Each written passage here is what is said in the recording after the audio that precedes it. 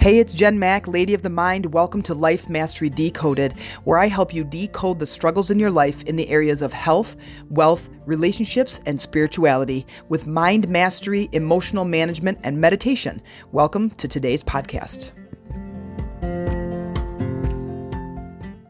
Hey ladies, it's Jen Mack, Lady of the Mind. Welcome to today's episode where I hope today I am finding you completely empowered. If you are not empowered completely, then it is my intention that in today's episode, I give you one nugget of inspiration towards your transformation. So welcome to today's episode where we're going to be talking about becoming self-empowered.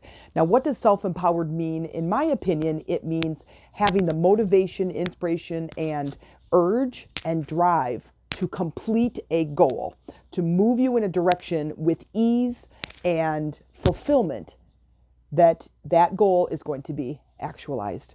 Now, everybody has a goal because everybody has problems. And I find a lot of people that I have worked with in the past, people that I know, that they have these goals, they talk about them, they laugh about them, and yet they do nothing to try to bring them about. They have tried, especially if they're 40, 50, 60s, they have pretty much given up on the idea that their goal can even be achieved. I have tried to lose weight. I'm just settling to the fact that I'm just always going to be overweight. I have tried to make money. I'm just settling to the fact I was born poor. I'm going to stay poor. I've tried to have healthy relationships or satisfying marriage. I'm just going to stay in this shitty marriage because I am just meant to, right? And I say, no, don't do that. Don't do that to yourself. Don't cut yourself short. Don't limit your thinking so much so that you live the rest of your days miserable. So here's what I say. First of all, look at your beliefs about the thing you're trying to tackle. What are your beliefs about you specifically? Can you achieve the goal? If your answer is no, then that's your first mistake. That's your first area of focus, is to change the belief so you know that you can achieve the goal. Here's the thing. You have to ask yourself two questions when it comes to the belief. Is it possible? Just is it possible? Has somebody accomplished the thing that you're accomplished or trying to accomplish? Has somebody succeeded in a relationship like the one that you want? Has somebody succeeded in making the amount of money that you want to make? Has somebody succeeded in the weight loss that you want to lose? Has it been done before? If the answer is yes, then the next question is, do I believe it's possible for me? Do I believe I can do it? Do I believe that I can do what it takes, learn new things, apply those new things, follow the system, and get the goal? Because if there's a system for everything, and that's, I think, the thing that we start to falter on if we're looking at achieving something. Yesterday, Amy and I were talking about our weight loss journey, and both of us have big goals. It seems very daunting and very overwhelming to us. And we have these two very different beliefs as it comes to weight. She has a firm belief that I've always been heavy, I'm always going to be heavy. And my belief is I've always been thin and fit. I know I can be thin and fit again. Very different beliefs, but yet we have the same goal. We both want to lose weight and get to that thin and fit we've had. She has had the thin and fit before. It was a couple years when she was in my boot camp. She lost 80 pounds. She looked absolutely amazing and beautiful. And even today, as she's gained weight back, I think she looks amazing and beautiful. And she's my partner, and I love her to death. But there's goals that we have, but the first thing we have to tackle is our belief around the goal. So take the thing that you want to achieve, look at the whole goal, write the goal in a sentence or think about it, and then ask yourself, has this been done before? Usually the answer is yes. The next question is, can I do it? Can I believe that this can be done by me? If the answer is no, then you know where your work is. If the answer is yes, then you move on to the next step. Now it is, what do I need to know or learn? What do I need to know or learn? Yesterday, when we were talking about losing weight, we're going to be going to Florida here in about 5 weeks on a vacation, our very first week-long getaway as a couple with no kids and no dogs and just the two of us. It's going to be amazing. It's going to be beautiful. We're so excited. But at the same time, both of us like, we want to lose weight. We want to look good on the beach. We want to, be able to walk around. And we're dealing with some pain in our body that is kind of bringing us down, both of us. And, we're a little bit older than we were, 10 years ago. I know that's a profound statement, but, I'm going to be 50 in September and she's 46.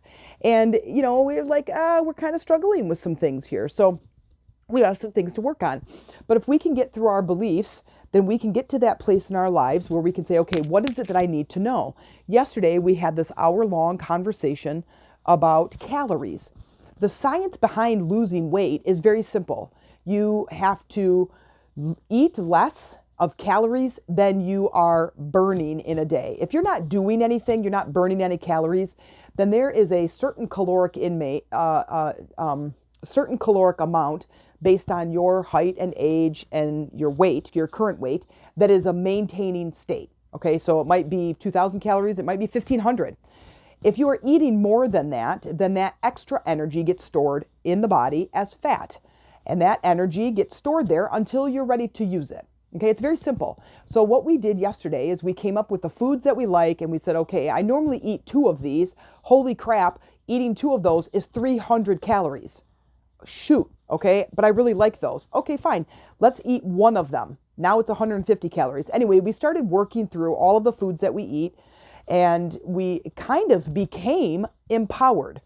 Now, even though it's still a daunting task, that empowerment becomes your fuel. It becomes your motivation. If you are not motivated to accomplish the goal, I will guarantee you, you will never reach the goal. 10 years from now, you and I will be having the same discussion. So you have to find that motivation. And to me, empowerment motivates me. When I know what I'm doing, when I can take these next few steps and get those results, then I know that I have the faith in the system. I was a personal trainer, I was a boot camp instructor, and yet you're like, okay, wait, if she's a personal trainer, doesn't she already know this stuff? Yes. Then why is she overweight? Well, because I was going through some anxiety and I went through this crazy surgery and I went through all these things and I took a sit-down job and I didn't change what I was eating. And oh boy, because I went from this high physical job and these, 4 workouts a day to the sit-down job and a full-time job. And I didn't work out as much. And then I was dealing with some other health issues that was kind of preoccupying my mind. And I thought, well, I could skip a few workouts because I'm still thin and fit. Well, just as you know, it caught right up with me. So do I know that information? Yes. But when I come down to what is it going to take? What do I have to know? When the last podcast I did about organization, and I said, you have to work the system. There's a system for everything. And then you ask yourself, do you have the ability to learn something new and then apply those new steps? That's really it. That is the fire. That's the foundation of empowerment. Nobody's going to do it for me. Nobody's going to work my business for me. Nobody's going to lose the weight for me. Nobody's going to plan my meals or go grocery shopping or whatever. All of those things have to be done by me. This is my life. And I get to do what I want to do in my life. I get to create the life I want to live. But there's a few steps I have to take. There's a few steps within a system, but now I have to stand back and I've overcome the beliefs and now I'm going to look at the system and I'm going to create a system based on a system that's already been done. No sense of recreating the wheel. Based on a system that's already been done, I'm going to use those same steps. Oh, okay, that's right. Calories in, calories out. Okay, so I'm going to up my workout. I'm going to change what I'm eating and I'm going to eat less of it so my calories stay within, mine is like 1,400 calories. And I'm going to increase my exercise. Okay, so we did the same thing for Amy. Now, apply the tools, work the system. We'll start getting results. We said we're going to work the system for 1 week and we're going to see what happens. So I want you to stand back and look at your own life and say, what is the thing that I want to work on? What is the one goal that I'm working on right now? Ask yourself, has this been done before? Typically the answer is yes. Then say, is it possible for me? Yeah, the answer is yes. Because really you just have to find the motivation. You just might have to learn a few things. Then the next is, what do I need to know? What do I need to learn? And then learn that thing. Then the action, what do I need to do? So today it's all been about What am I eating? How many of these am I eating? I'm kind of looking at calories and counting calories. It's very tedious, but that's the system. If I don't know the steps, if I don't know the answers, the chances of me reaching the goal are very, very slim. It's going to be happenstance. And I don't know about you, but I am not interested in living my life by happenstance. Maybe my business will be successful. Maybe I'll be able to make $100,000 next year. Maybe. No maybe. We have to work the system. So what would be some of the results for empowerment? No one is going to do it for me, right? So sitting around and waiting and playing the victim and playing the martyr are not going to get the goal. They're just not. You're going to be 89 years old and you're going to say, well, damn it. I really thought somebody was going to lose weight for me. I thought somebody was going to build my business for me. I really thought somebody was going to find me and love me forever and create this beautiful, successful relationship. No, I will tell you firsthand, as far as it comes to relationships, you have to be the person. The amount of love that you have for yourself is the amount of love you can give to somebody else. So if you are struggling in finding a successful, happy, healthy relationship, then I say love yourself more. Not at this ego level. Find yourself your love spot. Find your own heart and love it immensely. The way that you can love another person is by how deep you can love yourself. That's my little bit of advice if you're looking for a relationship. So some of the results that you will get from this self-empowerment, one is self-actualization. This is one of my favorite things. If I were sitting on the couch and saying, Amy, go lose weight for me, Amy, go build my business, Amy, go do this, Amy, go do that, and I'm sitting on the couch, I never ever reach self-actualization. Now, what the hell is self-actualization? Self-actualization is realizing your talents, your skills, the things, your purpose, the things that really fire you up. If I'm sitting around waiting for someone else to do it, I don't know my own abilities or capabilities. What am I really able to do?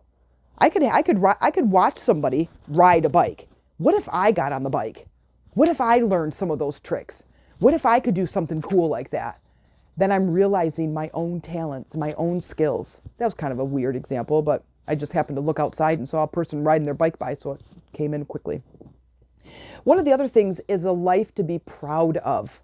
I don't want to spend my life sitting around waiting for something to happen. I'm going to go make something happen. I'm going to go stir up stuff. I come and go and in and out of things. I'm really smart and I'm really savvy and I'm a go-getter and I take a lot of action and I speak my mind most of the time and I have a lot of ideas. And so this place that I'm working right now and I'm cleaning these cabins, they own a business, but they are not business owners. And so I'm giving them tons of ideas, some that they take and some that they don't. And it's fine, it's their business, right? But I will give them these ideas. I will share these ideas with them and say, you know what? I'll do any of the ideas that I share with you. I'll be happy to go do them. I'll be happy to do that. And you've heard me over the last few podcasts talk about some of the things that I've implemented at their work and or at this place of business. But what do you do? What are some of your skills and talents? That used to be strengthen your weaker skills. And I say, screw that.